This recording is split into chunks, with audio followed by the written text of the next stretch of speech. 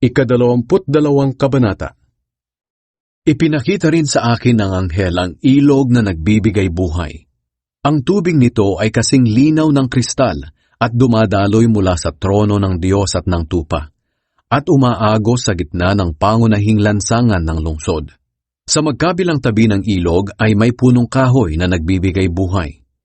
Namumunga ito ng 12 beses sa isang taon, 1 beses sa bawat buwan. At ang mga dahon nito ay ginagamit sa pagpapagaling sa mga bansa. Walang anumang isinumpa ng Diyos na makikita roon. Naroon ang trono ng Diyos at ng tupa, at sasambahin siya ng mga lingkod niya. Makikita nila ang kanyang mukha, at isusulat sa mga noo nila ang kaniyang pangalan. Wala ng gabi roon, kaya hindi na kailangan ng mga ilawan o ang liwanag ng araw. Dahil ang Panginoong Diyos ang magiging ilaw nila, at maghahari sila magpakailanman. Ang pagbabalik ni Jesus. At sinabi sa akin ng anghel, ang mga salitang ito ay totoo at maaasahan.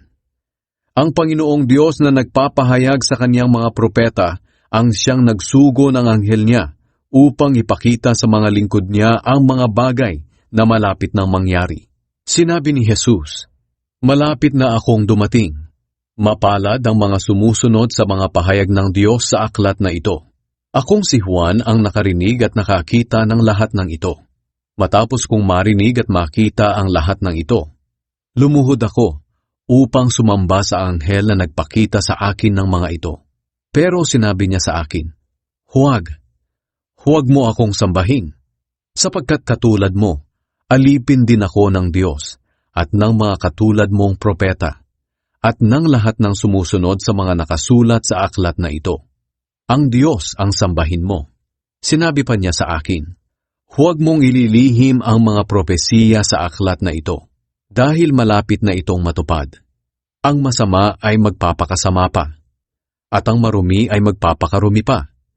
Pero ang matuwid ay magpapakatuwid pa, at ang banal ay magpapakabanal pa. Sinabi ng Panginoong Hesus, makinig kayo, malapit na akong dumating. Dala ko ang aking gantimpala para sa bawat isa, ayon sa mga ginawa niya. Ako ang Alpha at ang Omega, na ang ibig sabihin, ang una at ang huli, o ang simula at ang katapusan ng lahat. Mapalad ang naglilinis ng mga damit nila, dahil papayagan silang makapasok sa lungsod, at kumain ng bunga ng punong kahoy na nagbibigay buhay.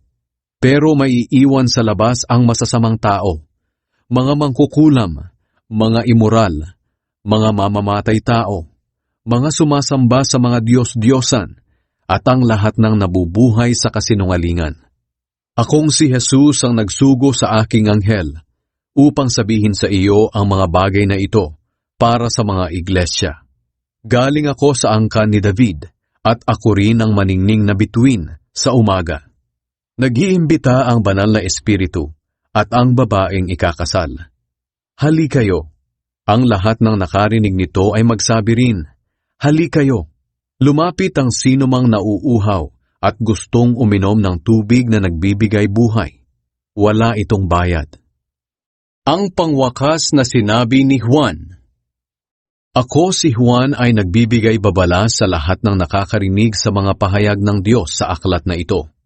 Ang sinumang magdagdag sa mga nilalaman ng aklat na ito, idaragdag ng Diyos sa kanyang parusa ang mga salot na nakasulat dito. At ang sinumang magbawas sa mga nilalaman ng aklat na ito, ay aalisin ng Diyos ng karapatang kumain sa bunga ng punong kahoy na nagbibigay buhay.